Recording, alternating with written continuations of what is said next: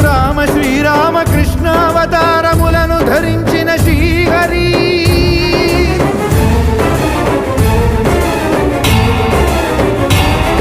అవతారకుడౌ అవతారమూర్తిగా సాక్షాత్కరించి ధరింపజేయవయా